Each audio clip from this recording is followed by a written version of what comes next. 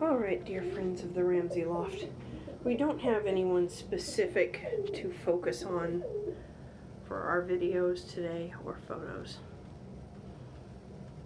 So we're just going to spend some chill time with the birds before I put him away, now that the loft has been cleaned.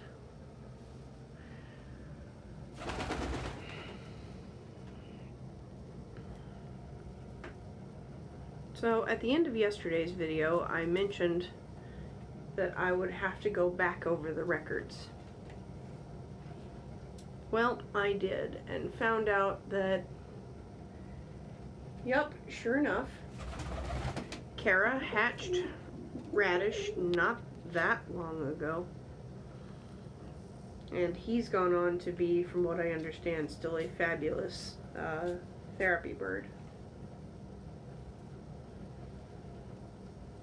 And Pitch hatched some peeps, but they failed to thrive.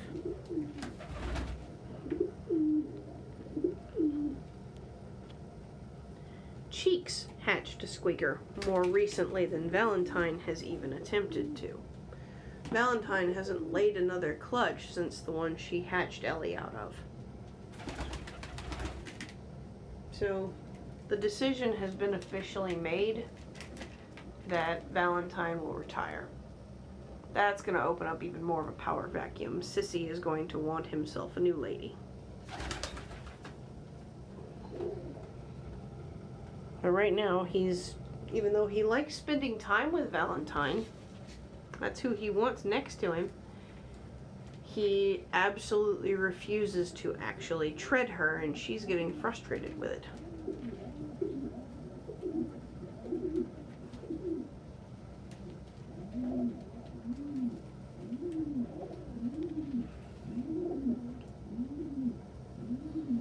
And as much as I like Cookie and...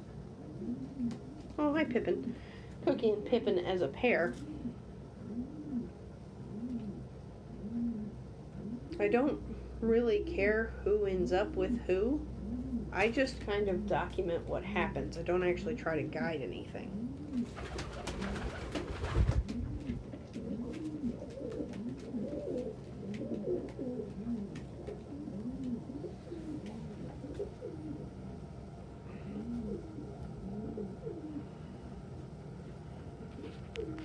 We got an update from Bobby's new family just a few minutes ago. And unfortunately, even though she did perk up after she got to their place, she has also gotten very sad again, and she started to lose more weight.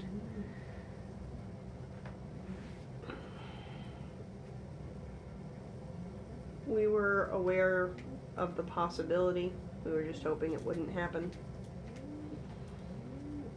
But if worst comes to worst and Bobby does not recover, then we will be allowing them to take their pick of our other ladies.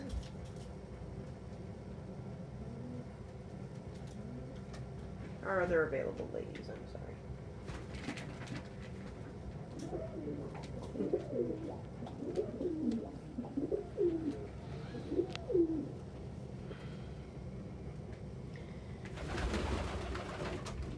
So there may be a misconception or two around birds' eggs.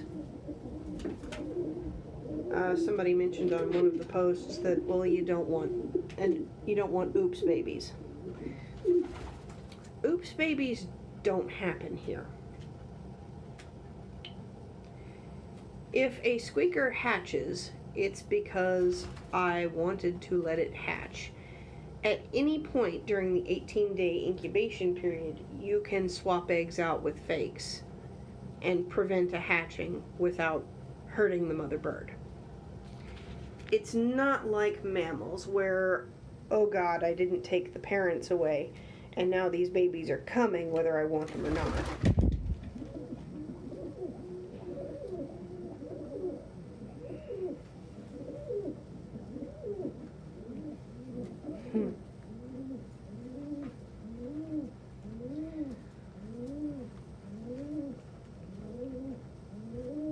Under normal circumstances, no, I do not allow rescues to reproduce. However, pardon? Oh dear. Did that butt get missed? Yeah, she did. How did she get missed? I don't know. Come on, you. Come on, hey. Oh, wait, come on. Come on. In.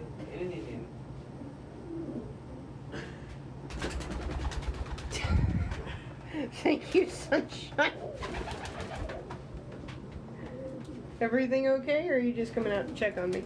Checking on you. Okay. That being the case, I should probably quit filming then, huh? Okay. Okay. Yeah, I was in the middle of discussing why bird's eggs don't count as oops babies. Okay. Crap, where'd I leave off?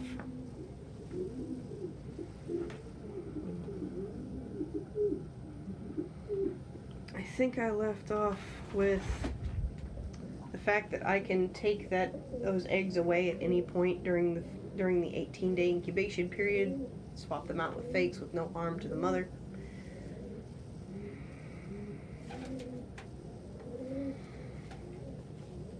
So, yeah, there are concerns over Bird's ability to care for the eggs. Is she going to be able to find them to sit on them again? Frankly, if she can't, they just won't hatch. And no problem.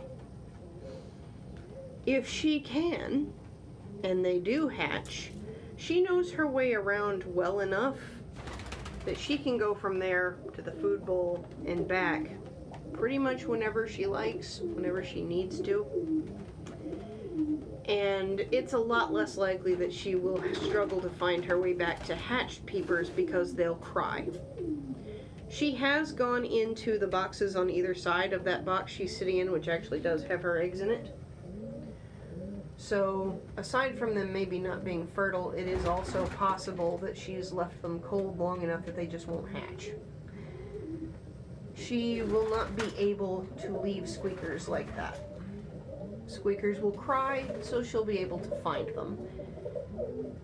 And from what her owner has told me, she has laid like a machine and sat tight on those eggs for several days after their hatching point, or after what should have been their hatching point. She didn't have a cock with her at the time, so there was no way they were fertile. I'm also not worried about somebody else trying to steal her nest because her nest box is so narrow that most of the cockbirds who would be inclined to challenge her can't fit in there. Not with her in it anyway. And these are the least desirable nests in the loft. That one in the corner is new and bigger than the rest of these. That's big enough that pretty much anyone in here could fit into it, except, maybe Sissy. Sissy could probably mash himself in there, but it wouldn't be comfortable, and why would he when he has the best box in the loft? So my concerns for her being able to take care of the squeakers are minimal. Physiologically, she has some traits that I'm definitely interested in. She survived having her skull crushed, and her learning capacity was not diminished. In 2 days, even though things change every other day, 3 days a week, she learned her way around and learned the schedule after about 2 cleaning rounds.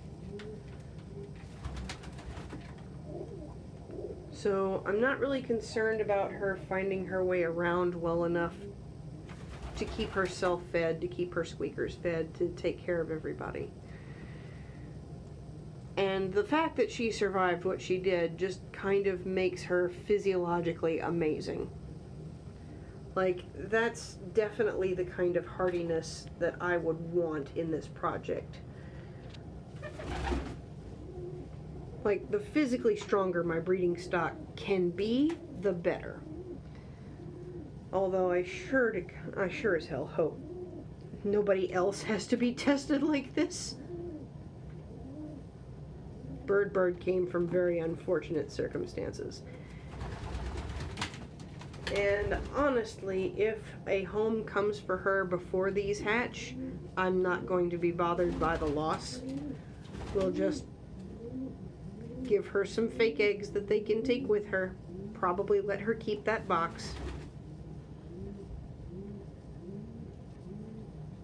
If the eggs do hatch and she does struggle to feed them, PJ and Escher's egg will hatch the day before. They'll have milk.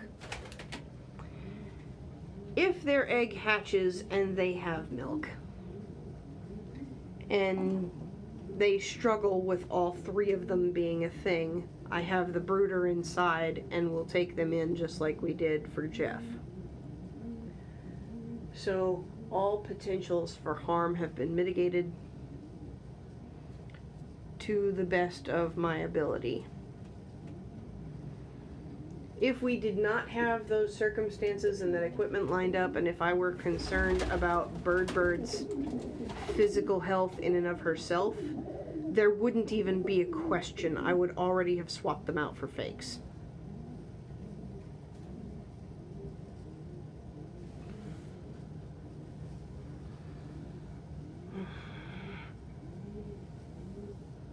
Good Lord, my arm is killing me.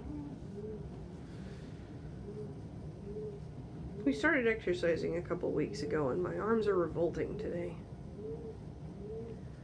And since everybody is being still and relatively quiet and everything that needed to be said and documented has been said and documented, I should probably go ahead and end this here.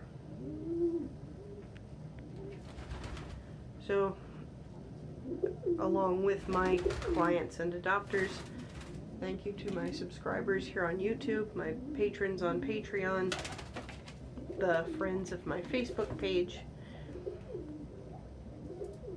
and my followers on Tumblr, Instagram, and Twitter for your contributions, both financial and intellectual, without which we wouldn't have been able to develop this project to the degree that we have. I will see you guys tomorrow.